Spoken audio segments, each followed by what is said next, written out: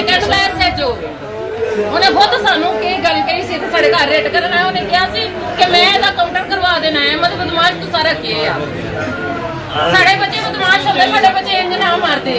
ਇਹ ਬਦਮਾਸ਼ੀ ਸਾਡੇ ਨਾਲ ਥਾਣੇ ਵਾਲਿਆਂ ਨੇ ਮੀਆਂ ਲਿਆਸ ਕਰਵਾਈ ਹੈ।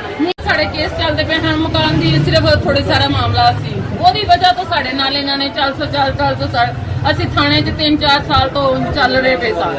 ਹਰ ਟਾਈਮ ਸਾਡੇ ਬੱਚਿਆਂ ਦੇ ਉੱਤੇ ਫਾਇਰਿੰਗ ਝੂਠੀ ਕਰਕੇ ਝੂਠੇ ਕੇਸ ਕਰਵਾ ਕੇ ਸਾਡੇ ਬੱਚੇ ਅੰਦਰ ਕਰਵਾਉਂਦਾ ਸੀ। ਹੁਣ ਇੱਥੋਂ ਤੱਕ ਨੌਬਤ ਆ ਗਈ ਕਿ ਸਾਡੇ ਬੱਚਿਆਂ ਨੂੰ ਨੇ ਘਰ ਆਣ ਕੇ ਮਰਵਾ ਦਿੱਤਾ ਹੈ। ਮੀਆਂ ਲਿਆਸ ਨੇ ਸਾਰਾ ਥਾਣਾ ਖਰੀਦਿਆ ਸੀ। ਮੀਆਂ ਲਿਆਸ ਖੁਦ ਨਾ ਲਾਇਆ। ਰਾਣਾ ਸਰਵਰ ਸਾਡੀ ਗੱਲ ਨਹੀਂ ਸੀ ਸੁਣਦਾ। ਲਿਆਜ਼ਾ ਅਸੀਂ ਇਹ ਚਾਹੁੰਦੇ ਸਾਨੂੰ ਇਨਸਾਫ ਮਿਲਣਾ ਚਾਹੀਦਾ ਹੈ। ਰਾਣਾ ਸਰਵਰ ਸਮੇਤ ਇਹ ਸਾਰੇ ਮੁਲਵਸ ਹੋਏ ਸਾਡੇ ਬੱਚਿਆਂ ਦਾ ਮਾੜਾ। अस्सलाम वालेकुम जी। गल करें जी गुजरा वाले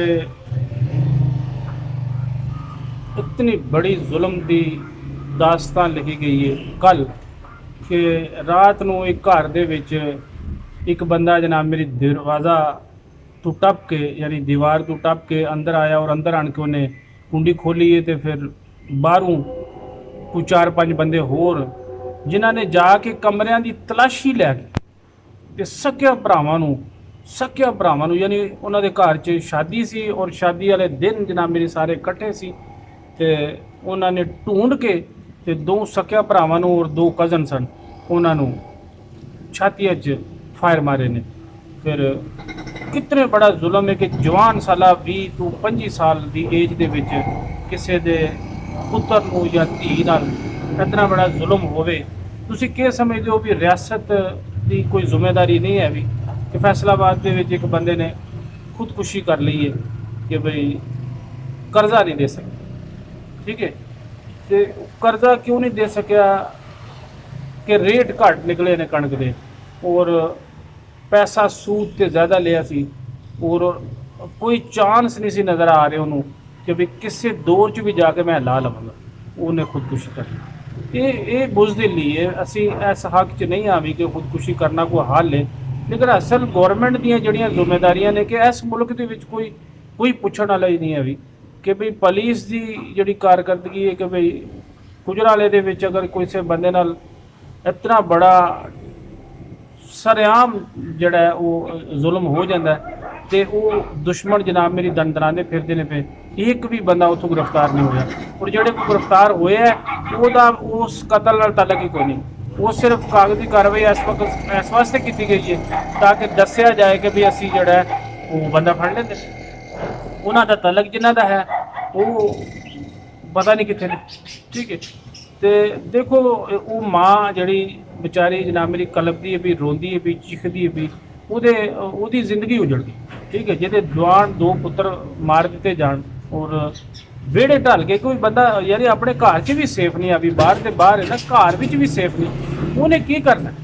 ठीक है, तो असल जड़ा ना गौरमेंट कोई असल कल्पना साड़ी बड़ी परेशानी का जड़ा सबब है वो ये है कि भाई इत्थे कोई ये मुल्क अल्लाह के भरोसे से चलता गया कोई इन्हां दे विच कोई आज खुद नोटिस नहीं कोई पले कोई महकमा नहीं है। सब तो चंगा इदारा होंदा सी महकमा तलीम मास्टर बड़े चंगे होंदे सन कि भाई जिहड़ा ना स्कूल टीचर जिहड़ा है वो बड़ी ईमानदारी नाल पढ़ांदा सी और बड़ी जिम्मेदारी नाल उहदे कोल कोई करप्शन दा जरिया कोई नहीं सी। वो आंदा सी प्राइमरी हिस्से दा या जिहड़ा भी मिडल नूं पढ़ांदा सी तो घर टुर जांदा सी जाके अपना जिमीदारा कर ਉਹਦੇ ਵਿੱਚ ਵੀ ਹੁਣ ਇਸ ਟਾਈਮ ਇੰਨੀ ਕਰਪਸ਼ਨ ਹੋ ਗਈ ਹੈ ਕਿ ਉੱਥੇ ਵੀ ਰਿਸ਼ਵਤ ਨਾ ਦਿਓ ਤੇ ਉਹ ਤੁਹਾਡਾ ਪੜਿਆ ਵੀ ਕਿਸੇ ਕੰਮ ਦਾ ਨਹੀਂ ਉਹ ਨਾ ਤੁਹਾਨੂੰ ਨਹੀਂ ਦਿੰਦਾ ਰਿਜ਼ਲਟ ਕਾਰਡ ਨਹੀਂ ਦਿੰਦਾ ਉਹ ਨਤੀਜਾ ਨਹੀਂ ਦਿੰਦਾ ਔਰ ਅਗਰ ਤੁਸੀਂ ਕੁਝ ਨਾਲ ਕਰੇ ਬੋਰਡ ਵਿੱਚ ਟੁੱਟ ਜਾਂਦੇ ਹੋ ਤਾਂ ਤੁਹਾਨੂੰ ਸਨਦ ਨਹੀਂ ਦੇਣਗੇ ਉੱਥੇ ਵੀ ਰਿਸ਼ਵਤ ਤੇ ਯਾਨੀ ਇਹ ਮਹਿਕਮਾ ਬੜਾ ਪਾਕ ਸਾਫ ਸੀ। ਔਰ ਉਸ ਤੋਂ ਉੱਤੇ ਫਿਰ ਮਹਿਕਮਾ ਮਸਜਿਦ ਆ ਜਾਂਦੀ ਹੈ ਕਿ ਵੀ ਜਿਹੜੇ ਮੌਲਾਨਾ ਸਾਹਿਬ ਨੇ तो उन्होंने तो थाने तो भी टप चुके ना जेकर देखा जाए ना तो वो पुलिस तो भी टप चुके उन्होंने भी कोई रिश्वत की कोई इंतहा नहीं बस उन्होंने तो है कि भी इन्हें दे दो तो मैं खत्म से आ जाना और उन्होंने वो करप्शन नहीं करते तो वो अखीर कर दें किनों पूछिए कोई जिम्मेदार नहीं कोई पुछण वाला नहीं बेयारो मददगार आ तुहाडे कन पट्टी ते रख के तुहाडी जेब चों पैसे कढ लैणगे तुहानूं फायर मार देणगे तुहाडी इज्जतां नूं लुट लैणगे कुछ भी नहीं करदे कुछ भी नहीं बनता। अदालतां जाओ वो सालों साल तरीखां पै रही ने ਇਹ ਕਿਹੜਾ ਮੁਲਕ ਹੈ? ਇਸ ਮੁਲਕ ਦੇ ਵਿੱਚ ਪੈਦਾ ਹੋਣਾ ਕਿਤਨਾ ਬੜਾ ਜੁਰਮ ਹੈ ਕਿ ਉਹ ਕਹਿੰਦੇ ਨੇ ਕਿ ਵੀ ਇਹਨਾਂ ਦੇ ਖਿਲਾਫ ਕੀ ਗੱਲ ਕਰੀ? ਕੋਈ ਗੱਲ ਕਰਨ ਵਾਲੀ ਤੇ ਹੈ ਕੋਈ ਨਹੀਂ ਕਿ ਜਿਹੜੀ ਬੰਦਾ ਕਹੇ ਕਿ ਵੀ ਇਸ ਗੱਲ ਦੇ ਉੱਤੇ ਬਸ ਜਿਹਨੂੰ ਕੋਈ ਚਾਰ ਛਿੱਲਾ ਹੈ ਨੇ ਜਾਂ ਜਿਹੜਾ ਕੁਝ ਸੈਟਲ ਹੈ ਉਹਦੇ ਕੋਲ ਬੜੇ ਬਹਾਨੇ ਨੇ। ਲੇਕਿਨ ਅਸਲ ਦੇਖਣਾ ਅਕਸਰੀਅਤ ਕਿਸ ਪਾਸੇ ਜਾ ਰਹੀ ਹੈ। ਅਕਸਰੀਅਤ ਨਾਲ ਜ਼ੁਲਮ ਹੋ ਰਿਹਾ। ਦੋ ਬੰਦਿਆਂ ਨੂੰ ਇਨਸਾਫ ਮਿਲ ਜਾਂਦਾ ਜਿਨ੍ਹਾਂ ਦੀ ਅਪਰੋਚ ਹੈ, ਤੇ ਉਹ ਇਨਸਾਫ ਥੋੜ੍ਹੀ। ਇਨਸਾਫ ਤੇ ਓਵਰਆਲ ਸਾਰਿਆਂ ਬੰਦਿਆਂ ਵਾਸਤੇ ਬਰਾਬਰ ਹੈ ਕਿ ਇੱਕ ਪਿੰਡ ਦਾ ਗਰੀਬ ਤਰੀਨ ਬੰਦਾ ਵੀ ਉੱਠ ਕੇ ਕਚਹਿਰੀ ਜਾਏ, ਥਾਣੇ ਜਾਏ, ਪਟਵਾਰੀ ਕੋਲੇ ਜਾਏ, ਮਾਸਟਰ ਕੋਲ ਜਾਏ, ਉਹਨੂੰ ਉਹਦਾ ਹਿੱਸੇ ਦਾ ਜਿਹੜਾ ਉਹਦਾ ਹੱਕ ਬਣਦਾ ਉਹਨੂੰ ਦਿੱਤਾ। ਕੋਈ ਨਹੀਂ, ਕਿਸੇ ਪਾਸੇ ਵੀ ਚੌਕੀਦਾਰ ਵੀ ਜਿਹੜਾ ਨਾ ਉਹ ਕਰਪਸ਼ਨ ਤੋਂ ਬਗੈਰ ਜ਼ਿੰਦਾ ਨਹੀਂ ਰਹਿ ਸਕਦਾ। ਬਲਕਿ ਸਭ ਤੋਂ ਜ਼ਿਆਦਾ ਖਜਲ ਕਰਦੇ ਦਰਜਾ ਚਾਰਮ ਦਾ ਬੰਦਾ, ਜਿੰਨੇ ਚੋ ਜਨਾਬ ਮੇਰੀ ਨਿਚਲੇ ਤਬਕੇ ਦੇ ਉਹ ਵੀ ਤੁਹਾਨੂੰ ਜ਼ਿਆਦਾ ਬਲੈਕਮੇਲ ਕਰਨ।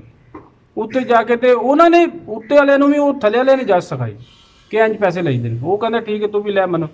ਸਾਰੇ ਮਹਿਕਮੇ ਜਿਹੜੇ ਨੇ ਸਭ ਜ਼ਿਆਦਾ ਦੁੱਖ ਜਿਹੜੀ ਗੱਲ ਦਾ ਦੱਸਣ ਦਾ ਮਕਸਦ ਸੀ ਕਿ ਰਿਆਸਤ ਨਹੀਂ ਹੈ ਕਿ ਕੋਈ ਮੁਲਕ ਦੇ ਵਿੱਚ ਬਾਦਸ਼ਾਹ ਵਾਲਾ ਕੋਈ ਨਿਜ਼ਾਮ ਕੋਈ ਜਾ ਕੇ ਕਿਸੇ ਮਹਿਕਮੇ ਨੂੰ, ਸਭ ਮਹਿਕਮੇ ਮਸਤ ਆਪਣੀ ਜ਼ਿੰਦਗੀ ਗੁਜ਼ਾਰ ਰਹੇ ਨੇ, ਤਨਖਾਹ ਲੈ ਰਹੇ ਨੇ। ਕੋਈ ਐਡੀ ਜੁਰਤ ਦਾ ਮਜ਼ਾਰਾ ਹੀ ਨਹੀਂ ਕਰਦਾ ਕਿ ਨਹੀਂ ਯਾਰ ਮੇਰੀ ਡਿਊਟੀ ਹੈ, ਮੈਂ ਡਿਊਟੀ ਨਿਭਾ ਕੇ ਛੱਡਣਾ, ਮੈਂ ਇਨਸਾਫ ਕਰਕੇ ਛੱਡਣਾ, ਜਿਨ੍ਹਾਂ ਨਾਲ ਜ਼ਿਆਦਤੀ ਹੋਈ ਮੈਂ ਫੜ ਕੇ ਛੱਡਣਾ, ਮੈਂ ਉਹਨਾਂ ਨੂੰ ਕੈਫਰੇ ਕਰਦਾ। ਕਹਿੰਦਾ ਨਹੀਂ ਪੈਸੇ ਦੇ ਦਿਓ ਬਸ ਠੀਕ ਹੈ। ਦੋ ਵਾਲਾ ਕੋਲ ਪੈਸੇ ਲੈ ਲੈਣੇ, ਜੇ ਮਰ ਗਿਆ ਉਹਨਾਂ ਕੋਲ ਵੀ ਪੈਸੇ ਲੈਣੇ ਨੇ, ਜਿੰਦਾ ਪਿਆ ਉਹਨਾਂ ਕੋਲ ਵੀ ਲੈਣੇ ਨੇ। ਚਲੋ ਜੀਵਨ ਵਾਲੇ ਨੇ ਤੇ ਦਿੱਤੇ ਬਚਣ ਵਾਸਤੇ, ਉਹ ਮਰ ਗਏ ਵਾਲੇ ਕਾਹਦੇ 'ਚ ਦੇਣ? ਕਹਿੰਦਾ ਨਹੀਂ ਦੇਣੇ, ਬਣਦਾ ਹੀ ਕੱਖ। ਦੁਆ ਕਰੋ, ਦੁਆ ਤੋਂ ਇਲਾਵਾ ਕੋਈ ਸਮਝ ਨਹੀਂ, ਕੋਈ ਅਲਫਾਜ਼ ਨਹੀਂ।